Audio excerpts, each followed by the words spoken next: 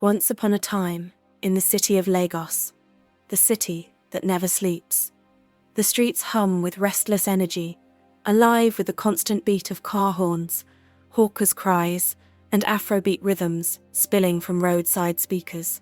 Down in the bustling heart of the city, where the rich come to play and the forgotten struggle to live, stood a dimly lit club, tucked between abandoned buildings and noisy beer parlours. This wasn't the Lagos shown on postcards.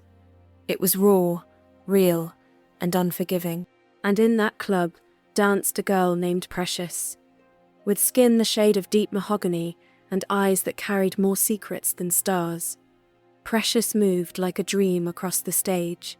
To the men watching, she was fantasy, but behind her practiced smile was a life no one saw. She hadn't always been like this, stripped of innocence, performing under heavy lights for people who never cared to ask her name. She was an only child, the daughter of a man who died too young and a woman who gave everything to keep her afloat. Her mother, Mama Rose, was a seamstress, bent over sewing machines day and night, never earning enough. When sickness came, so did debt. Doctors demanded money they didn't have, and when Mama Rose collapsed, her body too tired to keep fighting, the club owner, Uncle M.I.K., as everyone called him, came knocking. He wasn't family, but he held their fate in his hands. Mama Rose owed him more than she could ever repay, so he made an offer, her daughter, for the debt. Precious never said goodbye. She simply walked into the club one night and never left. And that's where her story truly began. Every night, the club came alive like a beast waking from slumber, its mouth yawning open with flashing lights, the air thick with perfume, sweat, and the scent of spilt liquor. Heavy bass lines shook the floor. Men in suits and chains lounged in dark corners, their eyes hunting for distraction, desire, or both. Behind the scenes, girls adjusted their outfits, we applied makeup, and traded silent glances that carried both courage and fear. Precious had become the main act. Her body swayed with an elegance that betrayed her pain, her smile hiding the emptiness blooming inside her chest. Every dance felt like peeling a piece of herself away, but she'd learned to perform well. Uncle Mikey's threats weren't empty, and debt wasn't the kind that faded with time, so she moved like fire, seducing the crowd, while inside she was ice, numb and hollow. Meanwhile, on the island, in air-conditioned boardrooms with walls of glass and steel, Kelvin William lived the life of polished loneliness. CEO of Williams Associates, son of real estate magnate Hauser William, he signed billion naira and dollar deals by day and stared blankly at city lights by night. He had wealth, power, and prestige, though he hadn't laughed in years. His world was run by schedules and silence. Emotions were distractions. Love, unnecessary. Then came the call. His father's health was failing. Hauser, once an empire builder, now spent most days in a hospital bed, clinging to one final wish, to see his only son married before he died. But Kelvin refused. He had no time for romance, no desire for commitment. That was until his father offered one final bargaining chip, complete control of the family fortune, if only he'd marry.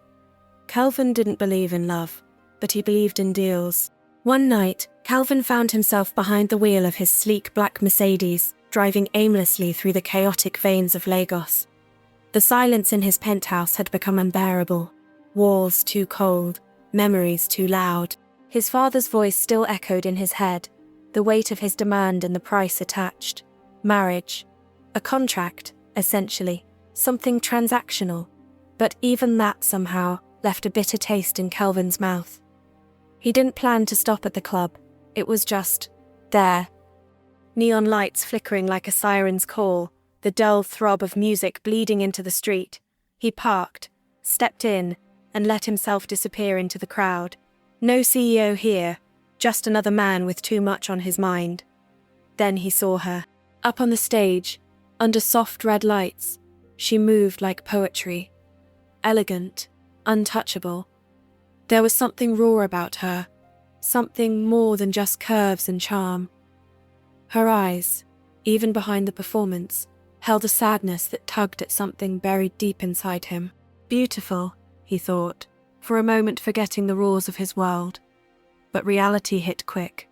She was a stripper, just another girl, selling fantasy to strangers. Kelvin snapped out of it, turned his gaze away. But later, as he moved through the hallway toward the exit, he heard it, shouting. It was Uncle Mike, red-faced and barking orders, and there she was, Precious, her head bowed, shoulders trembling slightly. "You're slipping," Mikey hissed. "You want to eat and sleep in my club? Dance like you used to, or leave. Oh, I guess you can't do that, because you still owe me, so get your act together." Something shifted in Kelvin then. She wasn't the confident seductress from the stage. She was a girl, stuck in a storm too heavy for her shoulders. He stepped forward, his voice cool but firm. "Is there a problem here?" Precious looked up, startled, and their worlds collided. Kelvin had always been a man of logic, not emotion. But as he looked into Precious's eyes, raw, wounded, silently begging for a way out, something unexplainable stirred. Not pity, not desire, just recognition. Two people carrying heavy weights, both too proud to cry out. After Uncle Mikey stormed off, Calvin stayed. They talked. Not much, just enough for him to piece things together. Her name, her story, her desperation. And then, with his back against the dim hallway wall, Kelvin came up with an idea and said the most unexpected thing. "What if we made a deal?" Precious blinked. "A deal?" "A contract," he continued, voice low, eyes steady. "You marry me, for a year, just long enough to fulfill my father's wish. After that, we go our separate ways. I'll pay off your debt, give you $200,000, no strings, no obligations." She stared at him, confused, cautious. "Why me?" "Because you're not pretending to be perfect," he replied, "and I don't need perfect. I just need someone willing, and seemed to me you fit the criteria." The offer hung in the air like smoke, unbelievable, yet strangely real. Precious felt her chest tighten. Her pride screamed no, but her mind replayed the image of her mother coughing, of hospital bills she couldn't touch, of Uncle Mikey's leverage on her and her own exhausted soul. "I'll think about it," she whispered. The next day, she said yes. They married quietly in a courthouse with no guests, no flowers, no vows, just two signatures and a shared silence. Kelvin wore a plain, sharp white suit. Precious, a nice black gown that didn't quite fit, but will do. As the judge pronounced them husband and wife, she looked at Kelvin, and Kelvin did the same for a moment. But in that quiet moment, a deal was sealed, not just in ink and paper, but in two hearts that had no idea what they'd just signed up for. The mansion was everything Precious had never imagined. Marble floors that echoed her footsteps, chandeliers like falling stars, and rooms so large she sometimes felt like a ghost, haunting someone else's life. But despite the luxury, it was cold, not in temperature, but in spirit. Calvin's home was silent, orderly, and lifeless. Just like him. They moved in as husband and wife, but nothing about it felt like a marriage. They lived on opposite ends of the house. Separate bedrooms, separate routines. Kelvin left early, returned late, buried in files and boardrooms. Precious, left alone with maids who spoke more to each other than to her, filled her hours with books, long walks in the garden, and the occasional piano playing in the music room no one used. They rarely spoke, only when necessary. And when they did, it was all business. Kelvin would knock on her door with calm detachment, informing her about an upcoming event, a charity gala, a corporate dinner, any place they had to be seen together. She would dress beautifully, slip on her mask of elegance, and smile for the cameras. On his arm, she played the perfect wife. He, the composed billionaire, with a loyal partner by his side. The press adored them, called them mysterious, classy, deeply private. But behind the curtains, Nothing real existed between them. Precious never tried to intrude. She knew her place in the deal, and what she is looking for, and Kelvin, for all his quiet strength, never reached out either. He worked until he couldn't feel, until sleep dragged him down like chains. In the quiet moments, Precious watched him from afar, always tense, always tired. She knew that he is in deep pains. There were no fights, no intimacy, just a shared emptiness, held together by a contract and a clock, slowly ticking toward its end. It was past midnight when Precious heard the door slam. She rose from bed, heart skipping a beat. The mansion was usually quiet, too quiet, but tonight the silence broke with unsteady footsteps and the muffled clang of a dropped key. She rushed down the staircase, her silk robe fluttering as she reached the foyer. Kelvin stood there, dishevelled, his suit wrinkled and his tie half undone. The smell of whiskey clung to him like a second skin. His eyes were red, not from drink alone, but from something deeper, something raw. "Rough night?" she asked gently. He chuckled bitterly, swaying slightly. "You have no idea." She guided him to the living room couch without a word, steadying his weight as he collapsed into the cushions. For a moment, he just stared at the ceiling, as if it held answers he'd never find. "I wasn't always like this, you know," he mumbled. "You think I'm cold, don't you?" Precious didn't reply. She sat beside him, listening. "My mother died when I was 10, he continued, voice slurred but sincere. "Cancer. One moment she was there, baking cake. The next, she was just gone. And my dad? He became steel, built walls around himself and me." He paused, eyes glossy, and the only person who ever cracked through it was Lara, my girlfriend. We were together for 4 years. I was going to propose. He let out a laugh that sounded more like a sob. "She died in a car crash. Drunk driver. Just like that. 2 funerals before I turned 26.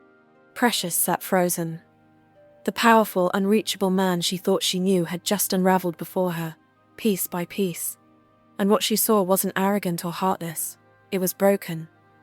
She didn't say much, but her silence was soft and her eyes compassionate. For the first time, she truly saw him. The morning after Kelvin's drunken confession, the mansion felt different. The cold air hadn't vanished, but something softer lingered, like the scent of something warm baking in a kitchen long ignored. Precious rose early and made breakfast: eggs, toast, black coffee. She didn't expect gratitude, just left the tray in the dining room and returned to her corner of the house. To her surprise, the tray was empty by noon. Kelvin didn't mention it, but he didn't avoid her either. Their interactions grew more frequent, short conversations that slowly turned into longer ones. She'd knock on his office door just to ask if he'd eaten. Sometimes he'd grunt, sometimes he'd smile. It was something.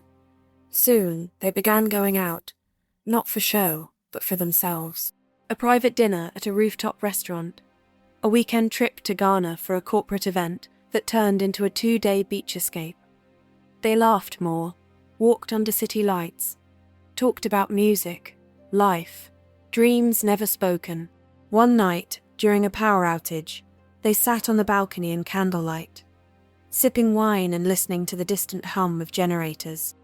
Kelvin leaned back, relaxed in a way she'd never seen before. "You make the silence feel full," he said quietly. Precious didn't reply, but her heart beat a little faster. And Kelvin, who once lived in shadows of grief and silence, began to crave her presence. He started coming home earlier. He sat with her during meals. He smiled when she entered the room. But neither of them said a word about what was growing between them. Perhaps it was fear of breaking the fragile thing they were building, or pride, or the contract still hanging above them like a ticking clock. Still, installing glances and lingering touches, Something real bloomed, quiet, unspoken, but undeniable. It happened slowly, and then all at once. Kelvin began to notice the smallest things, how Precious tilted her head when she laughed, how she hummed while stirring tea, how she always left a glass of water beside his nightstand on nights he worked late. She wasn't just beautiful, she was kind, warm, and everything he never thought he deserved. One evening, as they stood beneath the stars on the mansion's rooftop garden, she reached for his hand without thinking. He didn't pull away. Instead, his fingers wrapped around hers with surprising gentleness. Neither said a word, but the silence pulsed with emotion. Love had crept in, quiet and determined. Precious felt it in the way her heart skipped when Kelvin walked into the room, how his presence calmed the ache of loneliness she didn't realize she still carried. She had known how to dance, to seduce, to perform, but this feeling was entirely new. Still, fear lurked in the shadows. Kelvin's name was carved in the highest tiers of society, his world made of marble and legacy. Precious, for all her strength, came from dirt roads, debt collectors, and a past she could never erase. Would his world accept her? Could she ever belong in it? And then there was the contract, the quiet deal signed between two strangers, an expiration date now inching closer. Would love survive the terms they once agreed on? Or had it bloomed too late? Kelvin found himself standing outside her bedroom one night, hand hovering just above the door, heart full but silent. Inside, Precious sat by the window, clutching the necklace he had gifted her on her birthday. They were in love, but neither dared to say it aloud, afraid that naming it might break the fragile miracle they had somehow built. And now comes the unforeseen circumstance. The truth has a way of crawling through cracks, no matter how tightly sealed. How Sir William was no fool. Sharp-eyed and suspicious, he had watched his son with growing unease. Kelvin had changed, smiling more, returning home earlier, even skipping board meetings just to attend small, quiet dinners. It was unnatural, uncharacteristic, un-William. So, he made inquiries, discreet ones. It didn't take long. In a leather folder delivered to his office, Hauser found everything. The rushed court marriage, the non-disclosure agreement, and the damning detail that shattered every ounce of tolerance he had left. The club, the stripping, the debt. He summoned her. Precious arrived at his penthouse, unaware of what waited behind those glass doors. She stood tall, though the tension in her hands betrayed her. Hauser didn't waste time. "Let's stop pretending," he said, tossing the folder onto the glass table. "You're not who you claim to be. You're not a wife. You're a contract." Precious felt her breath catch, but she remained silent. "I don't blame you," he continued, his tone chillingly calm. "You played your part well. My son's never smiled like that in years, but that ends now." He leaned in, eyes cold. Quietly, out of laughed. "No goodbyes. If you truly care about him, you'll walk away, because if you don't, I will drag your past through every social page in Lagos. I will crush you, and your mother too." It wasn't just an empty words, it was a promise. Tears burned in her eyes, but she held them back. For Kelvin, for the love that now felt like a stolen dream. That night, while the mansion slept, she packed what little she had. By morning, she was gone. No note, no message, just an empty room, and a silence Kelvin didn't yet understand would tear him apart. Kelvin's footsteps echoed through the empty hallway of his mansion, the silence almost suffocating. He had returned late, as usual, his mind clouded with work and trivial matters. But something felt off. The house, usually a sanctuary of solitude, seemed colder tonight. His eyes swept through the darkened rooms. Her presence was gone. No traces of her perfume lingering in the air. No soft music playing in the background. The silence was oppressive. His heart tightened, panic crawling under his skin. He went to her room, his hand trembling as he twisted the door handle. The room was as pristine as he had left it, but the absence of her warmth hit him like a tidal wave. Frantic, he searched the house, his mind racing. Where was she? Had she gone out? But no, there was no sign of her anywhere. Kelvin knew that Precious wouldn't just leave like that if something, or somehow, hadn't scared her off. He remembered that his father never liked Precious, as he suspects her all the time they come for family dinner. He stormed down to his father's study, unable to hold back any longer. Where is she? His voice was a low growl, his breath coming fast. Hauser looked up from his desk, an unreadable expression on his face. What are you talking about? Hauser's voice was smooth, but his eyes flickered with something dark. Precious. She's gone. Kelvin's pulse raced. Did you have something to do with this? Hauser's gaze hardened, the tension in the room thickening. I gave her a choice. Leave, or I ruin everything. She made the right one. Kelvin froze. For a moment he couldn't breathe. You manipulated her? She was never meant to be part of our world. Kelvin, and of course you married a stripper. You think you can just... Hauser's voice was cold, calculating. But Kelvin had heard enough. You're a liar, he spat. You took everything from me, and I won't let you make me as miserable as you already are now. Without another word, he turned and stormed out, fury and heartbreak consuming him. He didn't care about the wealth or the power. He cared only about the woman he had lost. And now, nothing would stop him from finding her. Kelvin's search had taken him from the glimmering skyscrapers of Lagos to the run-down corners of the city, across crowded streets and desolate alleyways. Each day without her felt like a lifetime. The fear of losing her, of not being enough, gnawed at him. Finally, after what felt like an eternity, he found her. It wasn't a grand reunion. It wasn't a moment of fireworks or orchestrated romance. It was simple. A small cafe on the edge of the city, a quiet, unremarkable place where time seemed to slow down. She was sitting at a corner table, her head bent over a cup of coffee, her once bright eyes, now tired, but still as captivating as ever. His heart stopped at the sight of her. She looked the same, but different, like a woman who had carried too much weight alone for too long. Precious, he said her name like a prayer, his voice barely above a whisper. She looked up, startled, and for a moment it felt like the world stopped. Their eyes locked, the space between them charged with all the things they had never said. Kelvin stepped forward, his hands trembling. I'm sorry, he began, his throat tight. I was blind, so blind, to everything that mattered. You were right. It was never about the money, the company, the legacy. It was always about us.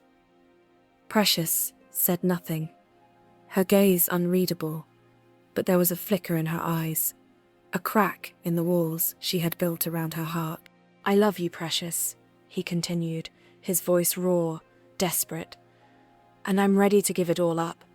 No holding back, my father's company, everything, just to be with you. A tear escaped her eye, and it broke him. She reached for his hand, her fingers trembling. I never thought I could have this, but if you're willing to fight for us, then so am I. And in that moment, with the world fading away around them, they both knew this was just the beginning. Kelvin and Precious reunited on Sums Moor. He found what he had lost for years, his redemption and life. And so was Precious, her saviour who didn't care about her past and what she had done. Dear viewers, what do you think about this story? I would love to hear your thoughts in the comments below. If you enjoyed the story, give us a thumbs up, hit the subscribe button, and share it with friends. Don't forget to turn on notifications so you never miss out on our latest updates. Thanks, and see you in the next video. Bye.